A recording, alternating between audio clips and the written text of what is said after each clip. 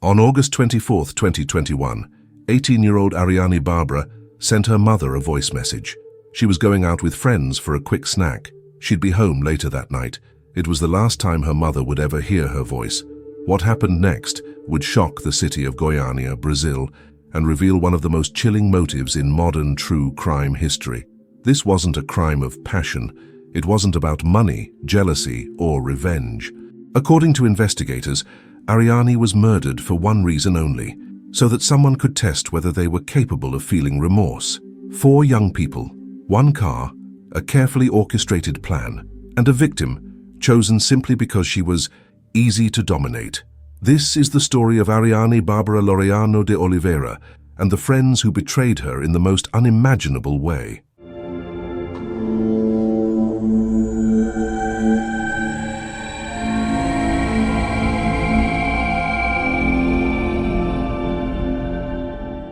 Ariane Bárbara Laureano de Oliveira was a dreamer. At 18 years old, she had her whole life mapped out ahead of her. She wanted to become a veterinarian, to dedicate her life to healing animals. For someone who'd faced her share of struggles, this dream represented hope, purpose, and a future worth fighting for. Ariane lived in Goiânia, the capital of Goiás state in central Brazil, with her mother, Ariane Laureano da Silva. Ariane was only 35, a hard-working hairdresser who'd become a single mother young and poured everything into raising her daughter. To Ariane, Ariane wasn't just her daughter. She was her best friend, her companion, her entire world. The bond between them was unusually close. Ariane was reserved with most people, the type who kept to herself and observed more than she spoke. But with her family, she opened up completely. She shared her thoughts, her plans, her fears, and most importantly, she always kept her mother informed about where she was going and who she was with. Ariane's teenage years hadn't been easy. She'd attended Colegio Estadual Professor Pedro Gomes, a public school in Goiânia, but had to stop going because of relentless bullying. The cruelty of her peers had driven her away from education entirely, but Ariane refused to let her daughter's dreams die. Working extra hours as a hairdresser, she saved enough money to enroll Ariane in a private school. In August 2021, Ariane was preparing to restart her education, to finally pursue that veterinary degree she'd always wanted. According to everyone who knew her, Ariane didn't use drugs. She didn't party. She wasn't rebellious or secretive.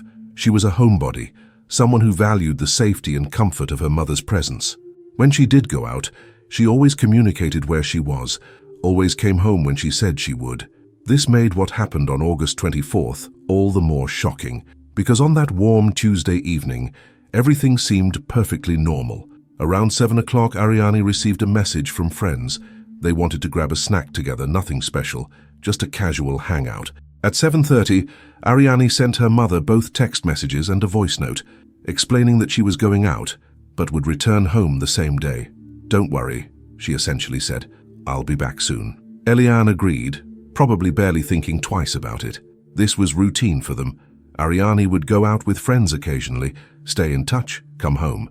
There was no reason to suspect anything was different about this particular night. But as the hours passed, Ariane's comfort turned to confusion, then concern.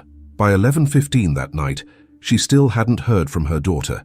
No text updates, no calls, no reassurance that she was okay or on her way home. For a girl who always communicated, this silence was deafening. Ariane tried calling. The messages went unread. The calls went unanswered.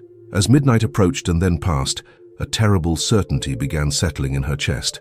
Something was wrong. Something was very, very wrong. The next morning, August 25th, Ariane went to the police station and filed a missing persons report. Her daughter had vanished. The girl who always told her mother where she was, who always came home when she said she would, had disappeared into the night without explanation. The police began their investigation immediately, but in those early hours, no one could have predicted the horror that investigation would eventually uncover. No one could have imagined that Ariane's friends had already killed her, and that her body was lying in a patch of forest on the outskirts of the city, waiting to be found. For Ariane Laureano, the week following Ariane's disappearance was an eternity of hope and terror. Every hour that passed without word from her daughter felt like a year. Every phone call could be the one bringing news. Every knock on the door could be Ariane, coming home with some reasonable explanation for where she'd been. But deep down, Ariane knew. Mothers know. The silence wasn't normal. The complete lack of contact wasn't like her daughter. Something terrible had happened. The police investigation moved forward, but in those first days, there were few leads. Goiânia is a city of over 1.5 million people, and a young woman could disappear for countless reasons. The investigators interviewed friends, checked hospital records, scoured social media for clues, but Ariani seemed to have simply vanished into thin air after that 7:30 message to her mother. Then, on August 31st, exactly 1 week after Ariani's disappearance, a discovery was made in Setor Jau, a neighborhood on the edge of Goiânia. In a patch of forest, hidden among the vegetation, someone found a body, female, badly decomposed. The August heat of central Brazil had accelerated the decay, making visual identification impossible. The body was taken to the Legal Medical Institute, the IML, where forensic experts worked to determine who this person had been. In cases of advanced decomposition, fingerprints often become one of the few reliable methods of identification. The technicians carefully processed the remains, compared the prints to records in the system, and found a match. It was Ariane Bárbara Laureano de Oliveira. The missing girl had been found. When Ariane received the news, her world collapsed. The slim hope she'd been clinging to, the possibility that maybe Ariane had run away or gotten lost or was somehow still alive out there, was extinguished in an instant. Her daughter was dead. Her best friend was gone forever. The autopsy results were even more devastating. Ariane hadn't died accidentally. She hadn't suffered a medical emergency or gotten into a tragic accident. She'd been murdered. The cause of death was asphyxiation, meaning someone had strangled her or suffocated her until she stopped breathing. But that wasn't all. Her body also bore 3 puncture wounds from a sharp object, likely a knife. Someone had stabbed her multiple times. This was deliberate. This was violent. Someone had wanted Ariane dead, and they'd made sure of it.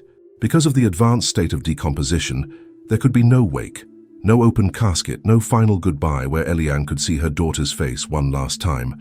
The body had to be buried immediately. This added another layer of trauma to an already unbearable situation. Ariane couldn't even properly say goodbye. The news of Ariane's murder spread through Goiânia like wildfire.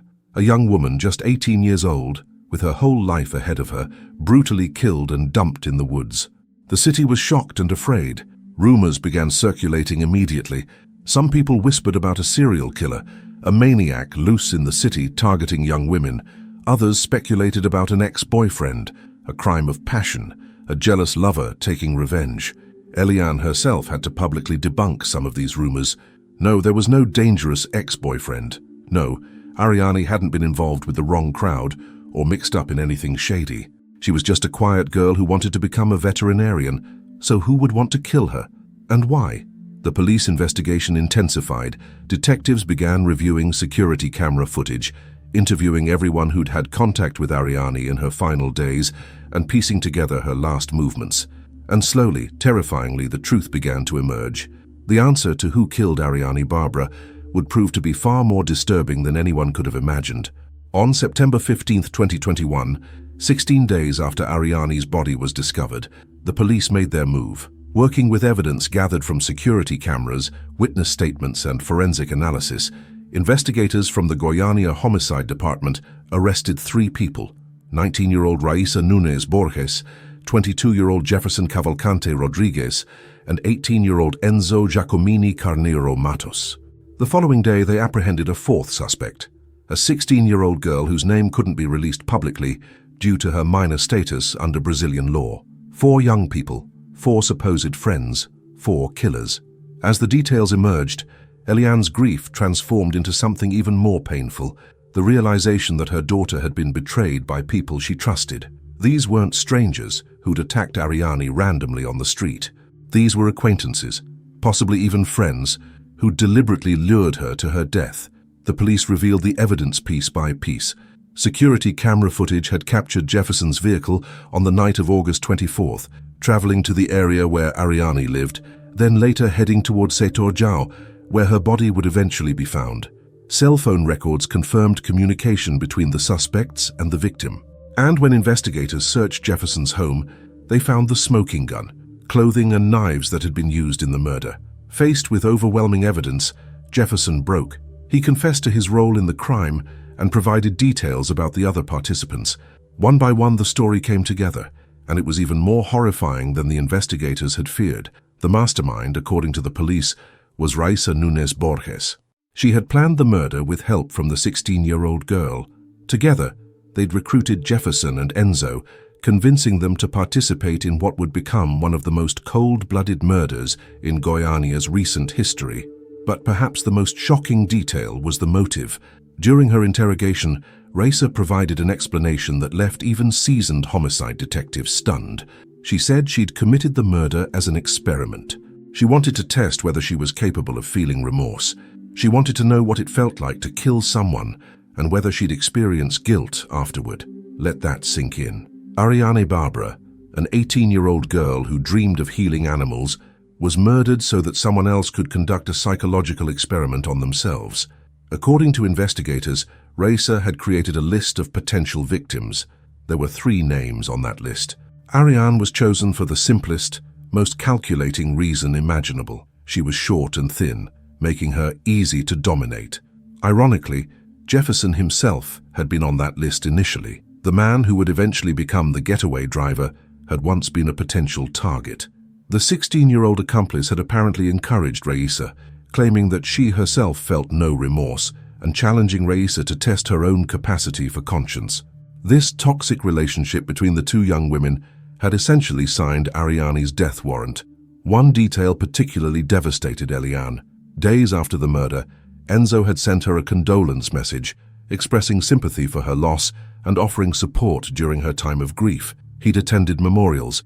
He'd posted tributes on social media, all while knowing exactly what had happened to Ariani because he'd been there in the car when it happened. Similarly, the 16-year-old girl sent Eliane a message days before her arrest, asking for forgiveness. But when police interrogated her, they saw no genuine remorse.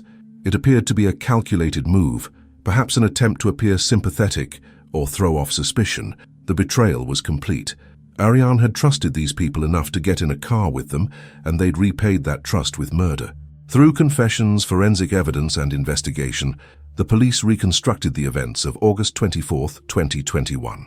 What emerged was a chillingly premeditated murder, executed with cold precision by 4 young people who'd turned a casual hangout into a death trap.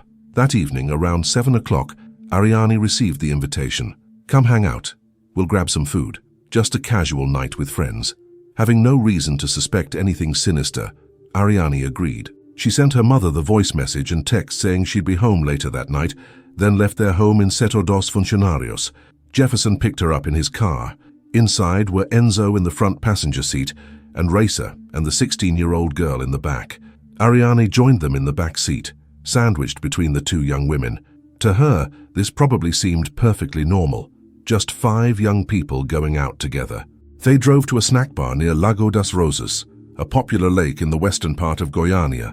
They ordered food, ate, chatted. Ariani had no idea that this would be her last meal, that everything happening around her was theater, a performance designed to make her feel comfortable and unsuspecting. When they finished eating, they got back in the car. Jefferson was driving. Enzo sat beside him. Ariani remained in the back seat between Raisa and the teenage girl. Jefferson started the engine and began driving towards Setor João on the outskirts of the city, where forest areas provided the perfect place to dispose of a body. According to confessions, music was playing in the car. The songs had been specifically chosen to mark the moment when the attack would begin. Jefferson had a signal prepared. He would snap his fingers. That snap would tell the others it was time. Then it happened. The fingers snapped. The music played. And Raisa and the 16-year-old attacked Ariani from both sides. Ariani fought back. She struggled, tried to defend herself, screamed. But Enzo turned around and helped restrain her, holding her down while the 2 women in the back seat finished what they'd started. Ariani was strangled. She was stabbed 3 times. And in the confined space of that car, while Jefferson kept driving, while music kept playing, an innocent young woman died in terror and confusion, never understanding why her friends were killing her. When Ariani stopped moving, they drove to Setor João and dumped her body in the forest. Jefferson had been thorough in his preparations. He'd lined the trunk with plastic sheeting to prevent blood from leaving traces. Every detail had been planned. Every contingency had been considered. But they weren't finished yet. After disposing of Ariani's body, the four killers drove to another snack bar. According to investigators, they were celebrating. They ate food, possibly laughed and talked, while Ariani's body lay cooling in the woods. One particularly disturbing detail emerged from the confessions. After killing Ariani, Raisa and the 16-year-old girl reportedly knelt beside her body for approximately 10 minutes. The reason for this has never been clearly explained. Some reports mentioned that an inverted crucifix was found in Raisa's home, leading to speculation about occult rituals, but police never confirmed any religious or cult-related motive. What is certain is that four people worked together to murder an innocent girl, then tried to cover up their crime and return to normal life. They almost succeeded. If not for security cameras capturing Jefferson's vehicle, if not for the forensic evidence found in his home, if not for Jefferson's eventual confession, they might have gotten away with it. Instead, they were caught, and now they would face justice for what they'd done to Ariane Bárbara. The legal aftermath was swift, but will never feel sufficient to those who loved Ariane. Raisa, Jefferson, and Enzo were arrested as adults and face more than 30 years in prison each if convicted. The 16-year-old girl, due to Brazilian juvenile law, can only be held in a youth facility until she turns 18. After serving her sentence, her record will be cleared completely.